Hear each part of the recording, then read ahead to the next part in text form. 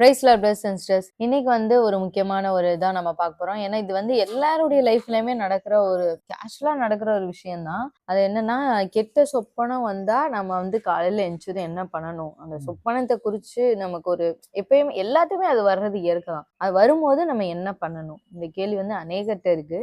அதுக்கு நீங்க எப்படி பதில் சொல்றீங்க?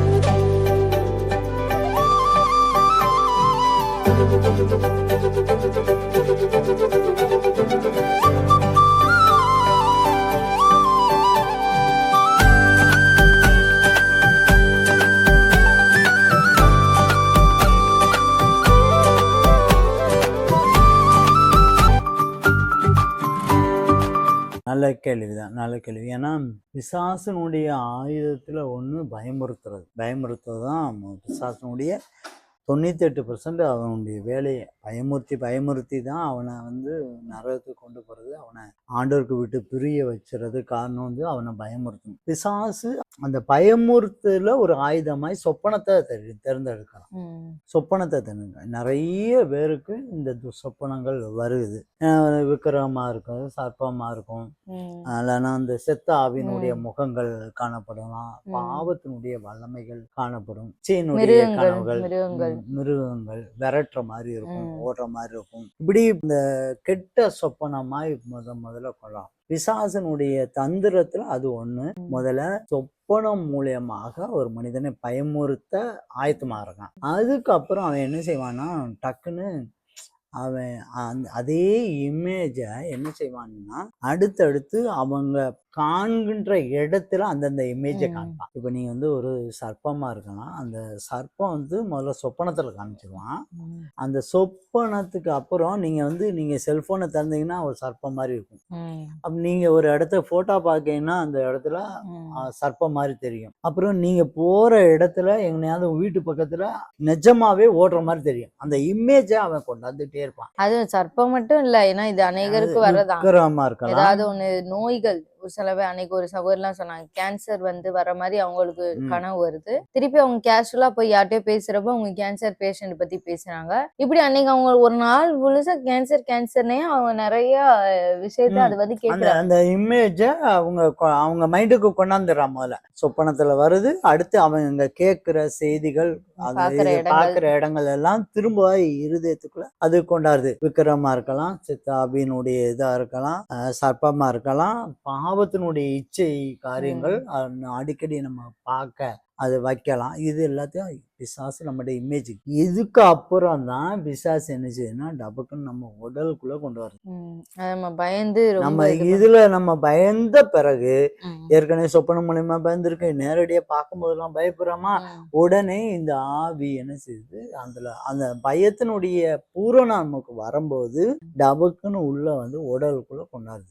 ஆவி ஆத்மா சரீரத்துக்குள்ள கொண்டாந்துது. அதுக்குள்ள வந்துதான் அதுக்கப்புறம் நம்ம கிரியை செய்ய ஆரம்பிக்குது. இதனுடைய கெட்ட சொப்பம் தான் ஒரு பிசாசனுடைய முதல் ஆரம்பம்.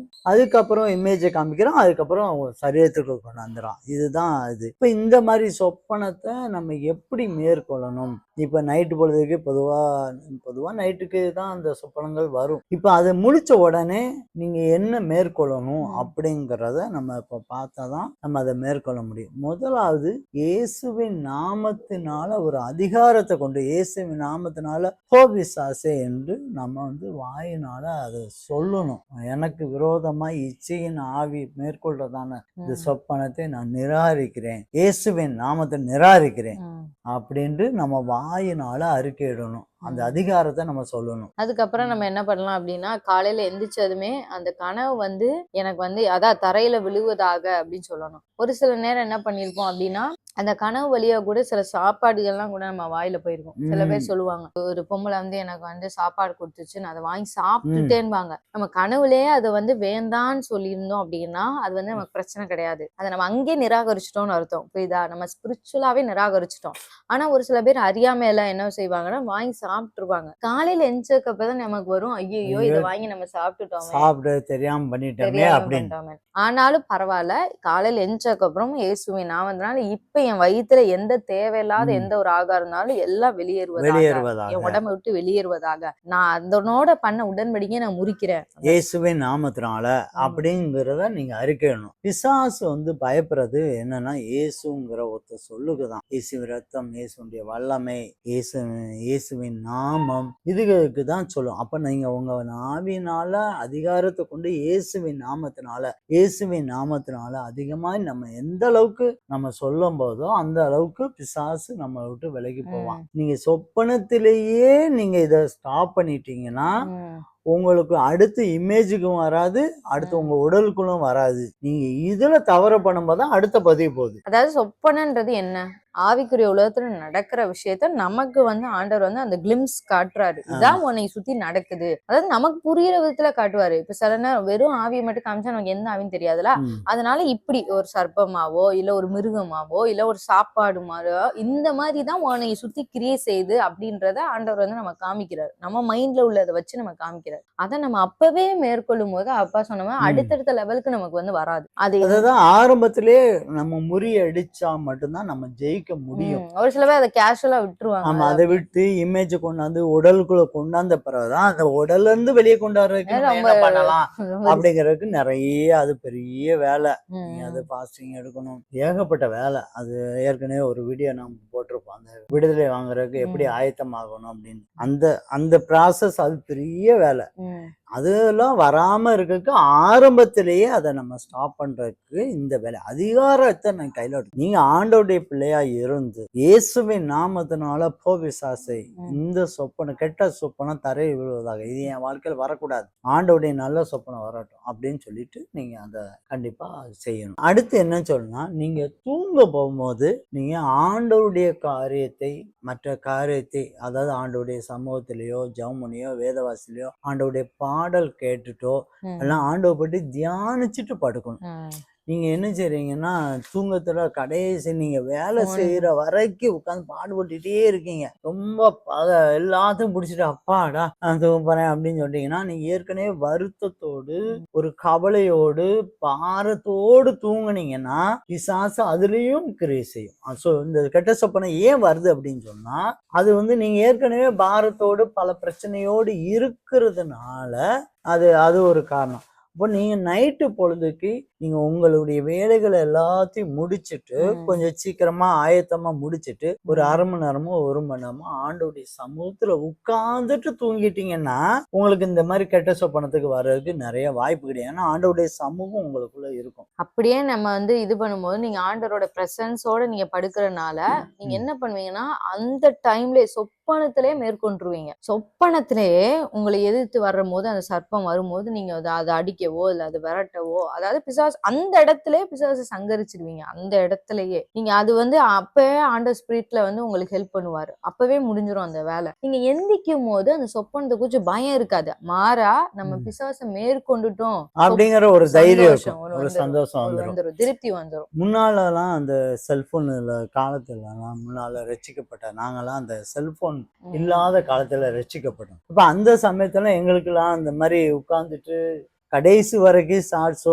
மற்ற காரியத்தோ செய்திகளோ பார்த்துட்டு இருக்காது. ஸோ ஒரு காலம் முடிஞ்சு போயிடும். டிவியே அப்படியே பார்த்தாலுமே அந்த ஒரு சில டிவி போட்டுட்டு அது அவ்வளவுதான், முடிஞ்சு போச்சு. படுக்கைக்கு முன்னால ஆண்டவர் காரியத்தை நம்மளாவே ஒரு தியானிக்கு அற்புதத்தை அடையாளத்தை வேதத்தினுடைய சம்பவத்தினுடைய இதை தியானிச்சுட்டு நாங்க ரட்சிக்கப்பட்ட புதுசுல நாங்களாம் அப்படிதான் தூங்கியிருக்கேன். அது வந்து ஒரு பிரசன்ஸ் கிடைக்கும். ஆனா இன்னைக்கு இருக்க காலகட்டத்துல டெக்னாலஜில நைட்டு தான் எல்லாருமே வந்து போனை வேலையெல்லாம் முடிச்சிட்டு வந்துட்டு போனை யூஸ் பண்றீங்க, எல்லாத்தையுமே செய்யறீங்க, எல்லாத்தையும் செஞ்சு அந்த நேரத்துல பிரசன்ஸ் இல்லாம தூங்குறதுனாலதான் நிறைய நேரம் அந்த காரியம் நடக்குது. அப்படியே நீங்க இது பண்ணாலும் தேவனுடைய செய்தியோ தேவனுடைய பாட்டோ ஆண்டவரை பத்தின அந்த நினைவுகளோட நீங்க அது சம்பந்தமாவது நீங்க பார்த்துட்டு நீங்க படுத்தா கூட உங்களுக்கு வந்து யூஸ்ஃபுல்லா இருக்கும். வேற வேற ஏதாவது தவறான இந்த கிரைம், கொலை, கொள்ளை, அந்த மாதிரி இச்சைகள், அப்புறம் வேற ஏதாவது என்டர்டெயின்மெண்ட்டுக்கு வேற ஏதாவது பாக்குறது, அந்த மாதிரி பார்க்காம தூக்கம் இல்ல நான் என்னதான் செய்யறது,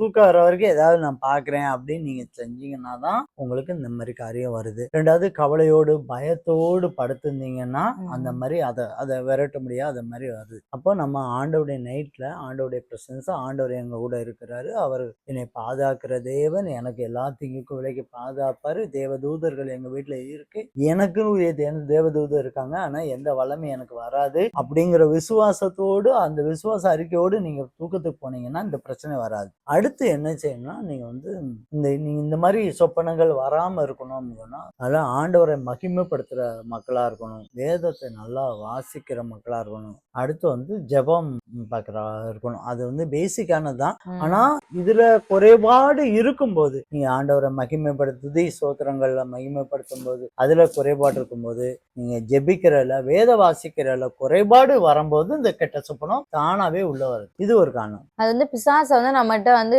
குடுக்குற ஒரு என்ட்ரி பாயிண்ட் மாதிரி தான்.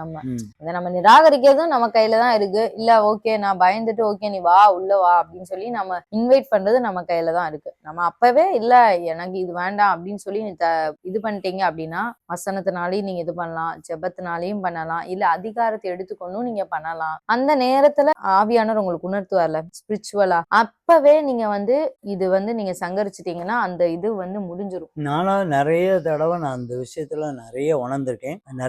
நிறைய நாள் கவலையோடு பாரத்தோடு அடுத்து நம்ம என்ன பண்ணணும் அப்படிங்கிற ஒரு பாரத்தோடு நான் படுத்திருந்தேன்னு வைங்களேன்.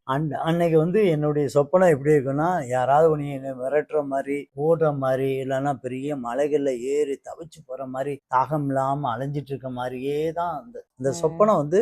ஆனா அதே சமயம் நான் அந்த பிரசன்ஸோட படுத்தோன்னு வைங்களேன், ஆண்டோடைய மகிமை அதெல்லாம் பிரசன்ஸ், ஒன்னும் சொப்பனமே இல்லாம திருப்தியா தூங்கிடலாம். இல்லைன்னா அந்த ஒரு சமாதானம், காலையில எந்திரிக்கும் போது ஒரு சமாதானம் கிடைக்கும். இதுதான் நீங்க வந்து இரவு படுக்கும் போது ரொம்ப ஆயத்தமா இருக்கணும். நீங்க மற்ற நேரத்துல நீங்களும் ஆண்டோடிக்கும் உங்களுக்குள்ள உறவுகளை மேம்படுத்தும் போது தேவன் நிச்சயமா உங்களுக்கு கெட்ட சொப்பனங்கிறத வராம ஆண்டவர் பாதுகாப்பார். இந்த கெட்ட சொப்பனத்தை மட்டும் நீங்க ஆரம்பத்திலேயே பிடிச்சிட்டீங்கன்னா அடுத்து இமேஜா உங்களுக்கு காமிக்காது, உடலுக்குள்ளேயும் வராது. அதனால நீங்க அதை கொஞ்சம் ஜாக்கிரதையா அதை கொஞ்சம் பின்பற்றுங்க. நிச்சயமா ஆண்டவர் ஆசீர்வதிப்பார். இந்த வீடியோ உங்களுக்கு ரொம்ப பிரயோஜனமா இருந்திருக்கும் அப்படின்னு நாங்க விசுவாசிக்கிறோம். இதை வந்து நீங்க ஃபாலோ பண்ணுங்க. நிச்சயமா ஆண்டவர் உங்களுக்கு வாழ்க்கையில ஒரு பெரிய மாற்றத்தை தருவார். இன்னொரு வீடியோல உங்களை சந்திக்கிறோம். கர்த்தர் உங்களை ஆசீர்வதிப்பார்.